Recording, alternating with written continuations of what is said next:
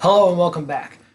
Today we're going to be continuing our lecture series on industrialization, and we're going to specifically be talking about the progressive movement and the progressive era. And so this will be a multi-seried lecture on the progressive era. Progressives, first of all, you got to understand what the term means. The progressive movement is essentially an umbrella term for economic, political, social, and moral reforms. And so it's this recognition that the American economy is growing, and that's great, and that capitalism is a part of that. And but because capitalism is unchecked, because it's laissez-faire capitalism, that there have been abuses. And so what the progressives say is we support and endorse capitalism. We're not trying to upend the system. We're not, trying to install a socialist or communist system. But that even though we support capitalism, it still needs to be changed, that we need to regulate it and make sure that there aren't abuses with long working hours, low wages, political abuses within the political machines. We need to make sure that there are certain social safety nets for people who aren't able to escape poverty. And so the progressives are all about embracing capitalism, but regulating it to try and make the system more just and more fair.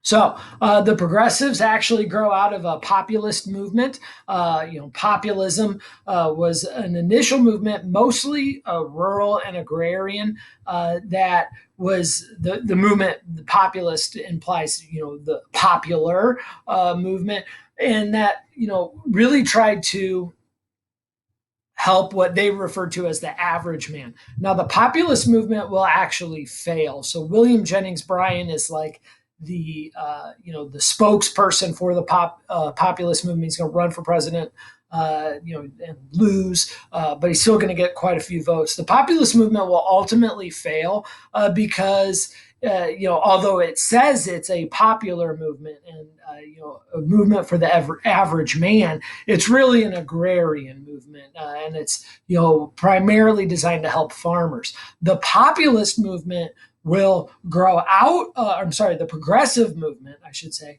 will come out of the populist movement and really kind of embrace the average man, whether that average man is a farmer or an industrialist worker. And so it really kind of heals that divide between farmers and industrial workers. So populist movement was really mostly about farming and agriculture, whereas progressive will be less about farming and agriculture, more about industrialism, but it will include reforms that help farmers, and so kind of split that divide. Progressives, like I said, the majority of progressives are going to be urban, meaning living in cities.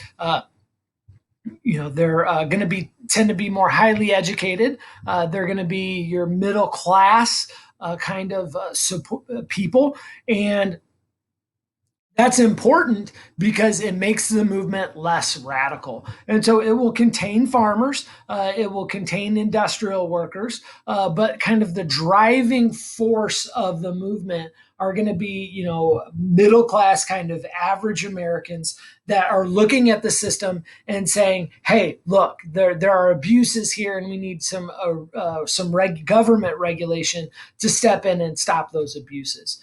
Right? So they're fed up with kind of the overwhelming power of businesses that are supposed to self-regulate and essentially aren't. The progressive era really is going to go through the early 1900s. Really, you can extend it back into the populist movement in the 1880s. But for our purposes, we'll say it essentially goes from 1900 till World War One, the end of World War One, 1920. It's not that clear cut. I actually would make an argument that the progressive movement, goes and extends beyond World War One. At least goes to 1920 and women getting the right to vote, if not further. Oh, the idea behind the progressive movement is just trying to improve life for the average American. And so, economically, socially, politically, and morally. And so, industrialization is good. Capitalism is good. We need to embrace these things. It's built, the wealthiest society on the planet. But there are abuses, and those abuses need to be fixed. And that's the great thing about being a capitalist society and a democratic society. It's we have the ability to recognize things when they're not going right and fix them. Right, in systems that purport to be about equality, like socialism or communism, when the government has all the power, when they're doing the wrong thing, even if they mean to be doing the right thing, when they're doing the wrong thing, change is very, very difficult. In a capitalist democracy, all you have to do is convince the majority of Americans, and then you will start to get change. And so, which is much easier to do than have the government regulate itself. And so, progressives recognize that and are going to embrace capitalism. They're going to embrace democracy. They just want it to be more regulated. So, like I said, the reforms are going to be sought in the political sphere, cleaning up the political machines, making sure the average man has a right to vote. So, direct election of senators, things like that. Social change. So, things like prohibition, helping women receive equality, political change, giving women the right to vote is going to be a big part of the movement, and then moral reforms, and prohibition fits into that mold as well, because many of the people that are promoting prohibition or the banning of the sale and production of alcohol believe that that is a moral issue. Now, whether it is or not, personal opinion. So, what's progressivism all about? Well, they embrace democracy, right?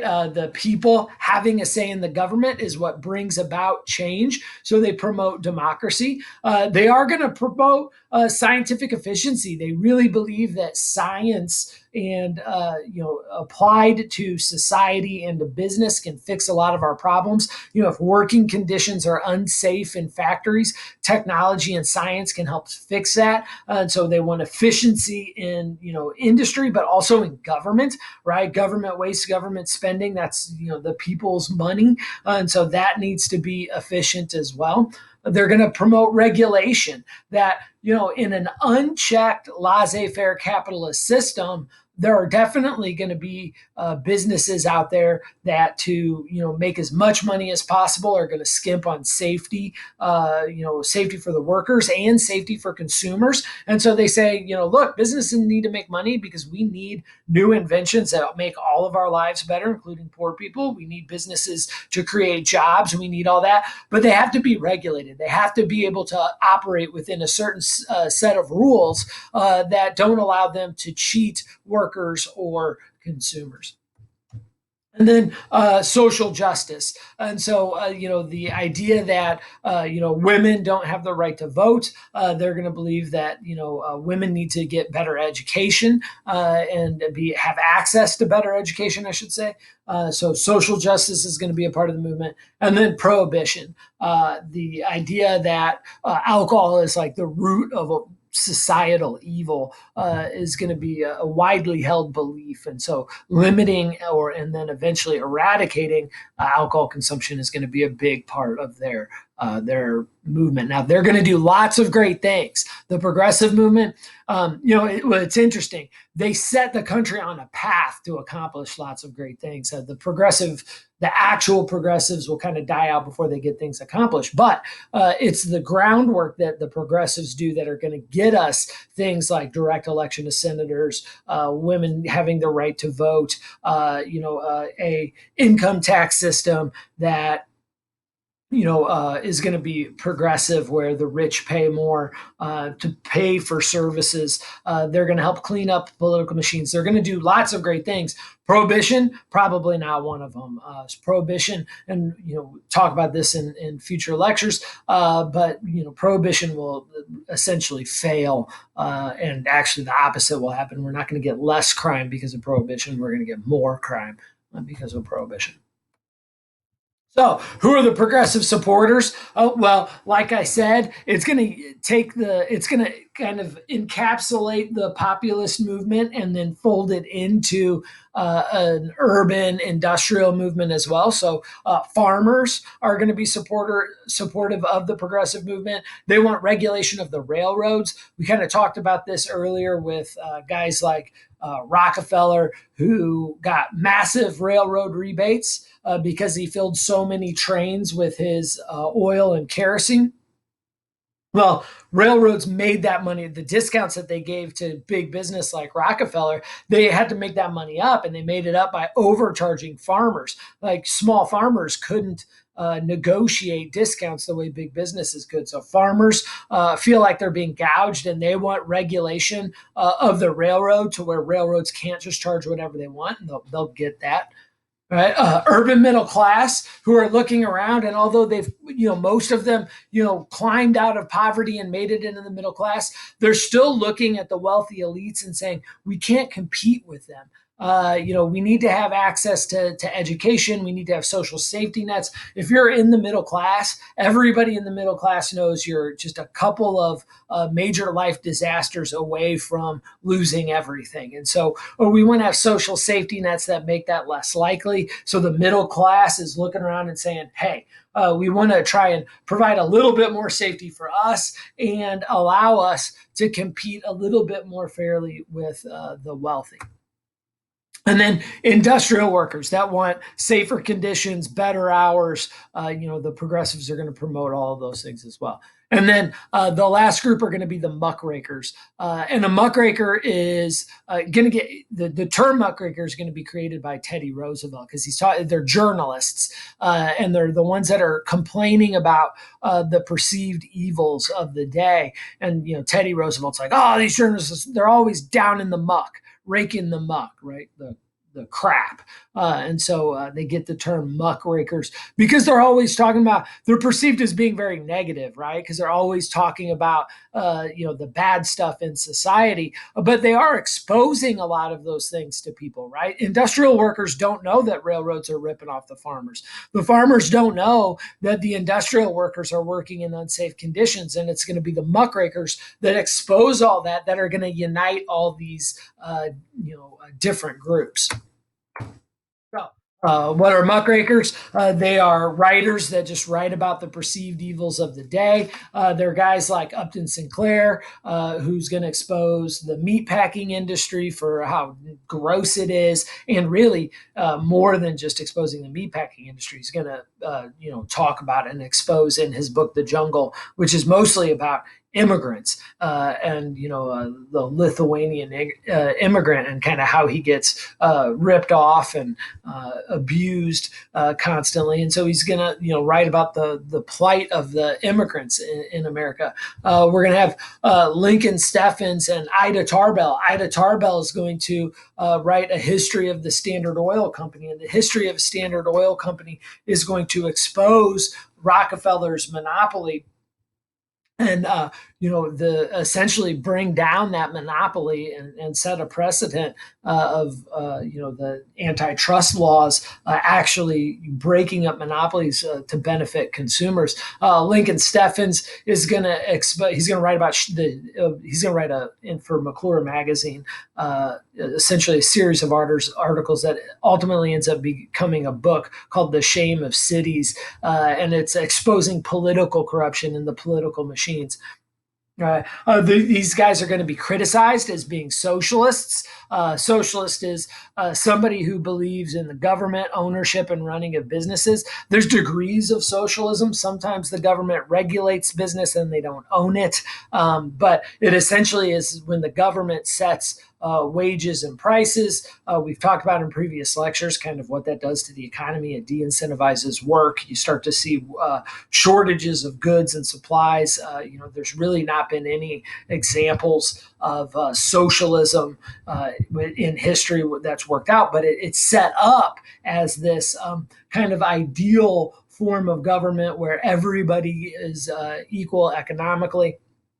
But that's pretty radical because to do that, the government decides who gets what job. So you don't have the freedom to choose where you want to work.